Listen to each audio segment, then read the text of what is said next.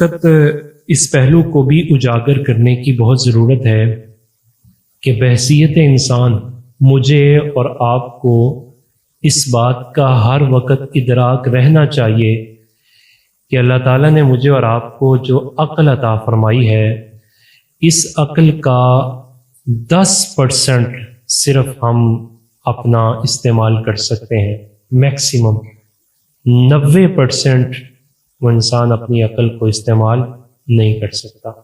اور اس 10% کے استعمال کے ساتھ ساتھ ہمیں یہ بات پیش نظر رہنی چاہیے کہ انسان 10% میں بھی 95% اپنی عقل کی بنیاد پر غلطی کر سکتا ہے۔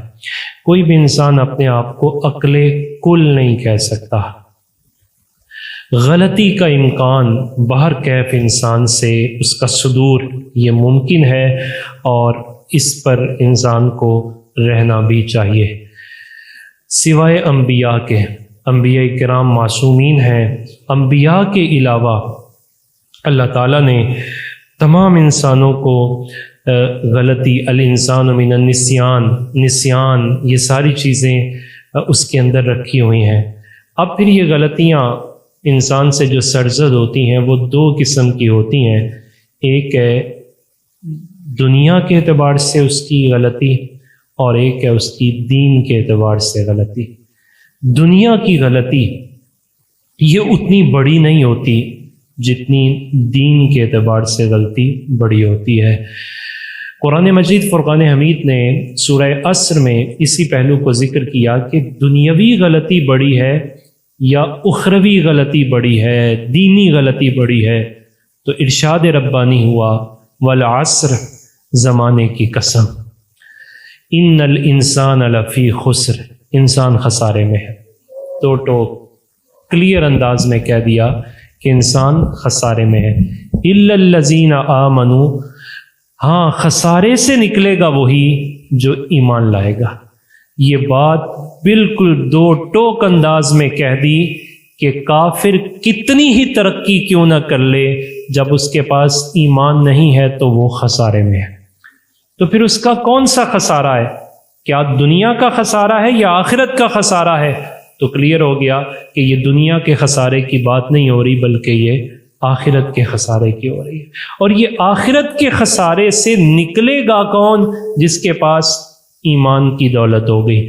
اس سوال کا جواب بھی مل گیا کہ دنیا کا خسارہ بڑا خسارہ نہیں ہے، بڑا خسارہ تو وہ آخرت کا خسارہ ہے۔ اس سے وہی نکلتا ہے جس کے پاس دولت ایمان موجود ہے، دامن توحید سے وہ وابستہ رہتا ہے، تو وہ اس خسارے سے نکل جاتا ہے۔ لیکن اس کے ساتھ ساتھ اگلی چیز الا الذین آمنوا وعملوا الصالحات، کہ وہ ایمان بھی لایا اور کنٹینیوسلی تسلسل کے ساتھ اس کی زندگی عمل پہم کے ساتھ مزین ہے، وہ عمل کرتا ہے، بے عملی کا شکار نہیں ہوتا۔ الا الذین آمنوا وعملوا الصالحات، پہلی شرط ایمان، دوسری شرط عمل صالح، تیسری شرط وتواصوا بالحق، وہ ایک دوسرے کو حق کی وصیت کرتے ہیں، وتواصوا بالصبر، اور ایک دوسرے کو صبر کی تلقین اور وصیت کرتے ہیں۔ اگر سوسائٹی میں ایسے افراد موجود رہیں کہ وہ ایک دوسرے کی حق بات کو قبول کرنا شروع کر دیں اور ایک دوسرے کو حق کی تلقین کرنا شروع کر دیں، تو وہ سوسائٹی خسارے سے نکل آتی ہے۔ مفسرین نے اس پہلو کی طرف بھی توجہ دلائی کہ وہ خسارہ خواہ دنیاوی ہو یا اخروی ہو، اگر حق کی بات کی تلقین اور اس کی قبولیت دونوں معاشرے میں پائی گئیں تو پھر وہ دنیاوی اور اخروی خسارے سے نکل جائیں گے۔ اسی طرح صبر، اس کی تلقین اور یہ صبر کا عملی نمونہ جس معاشرے کے اندر پایا جائے، اس معاشرے کے افراد دنیاوی خسارے سے بھی بچ جاتے ہیں اور اخروی خسارے سے بھی محفوظ رہ جاتے ہیں۔ لیکن اگر کسی معاشرے کے اندر ایمان موجود ہے لیکن عمل صالح موجود نہیں، تو آخرت کا بھی خسارہ اور دنیا کا بھی خسارہ۔ کسی معاشرے کے اندر ایمان بھی موجود ہے، عمل بھی موجود ہے، لیکن اس عمل کے اندر اگر کہیں نقص آ جائے، جیسے کہ ابتداً ہم نے ذکر کیا کہ انسان کو کوئی بھی عمل کرتے ہوئے یہ نہیں سمجھنا چاہیے کہ میں عقل کل کا مالک ہوں، اسے مشورہ یا کسی کی تلقین حق اور نصیحت کو قبول کر لینا چاہیے۔ اگر اس نے نصیحت کو قبول نہ کیا تو ممکن ہے جو عمل کر رہا ہو وہ عمل ہی غلط ہو، اور اگر اس نے نصیحت کے ساتھ ساتھ اس عمل پر جو آنے والی دشواری ہے اسے خندہ پیشانی سے قبول نہ کیا تو پھر بھی خدشہ ہے کہ اس کا عمل فائدہ دینے کی بجائے اسے نقصان دے دے۔ پتہ چلا عمل صالح کرتے ہوئے ایک انسان کو غلطی کا امکان بھی ذہن میں رکھنا چاہیے۔ اس غلطی پر اگر کوئی تصحیح کی بات کرے تو وہ اگر بات حق ہو تو اسے قبول کر لینا چاہیے، اور اگر وہ عمل کرتے ہوئے کوئی دشواری سامنے آتی ہے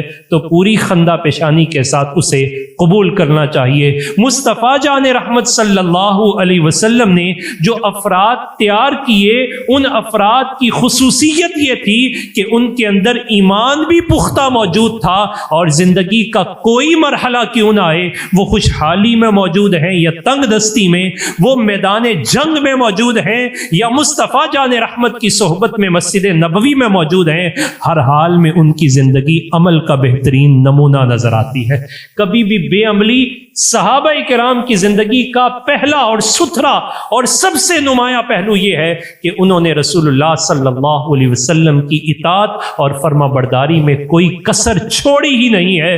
انہیں کہنا نہیں پڑتا تھا، بلکہ مصطفیٰ جان رحمت جو کرتے اس کا عملی نمونہ بن کے اور ماڈل بن کے صحابہ کرام کی پوری جماعت حضور کے پیچھے کھڑی ہوتی نظر آتی ہے۔ اور پھر اس عمل کے اندر اگر کوئی موقع ایسا آتا کہ تواصو بالحق کی بات ہوتی کہ یہ بات ٹھیک نہیں، تو پوری وسعت قلبی کے ساتھ وہ اسے قبول کرتے ہیں، اور قبول کرنے کے بعد اپنے معاملات کے ٹریک کو درست کرتے ہیں۔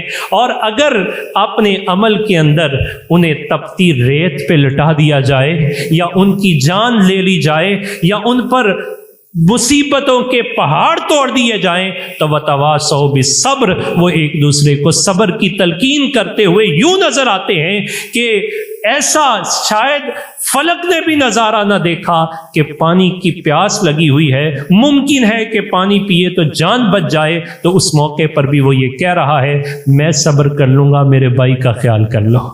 دوسرے کے پاس پانی جاتا ہے تو وہ تیسرے کو بیچ دیتا ہے، تیسرے کے پاس جاتا ہے تو چوتھے کو بیچ دیتا ہے۔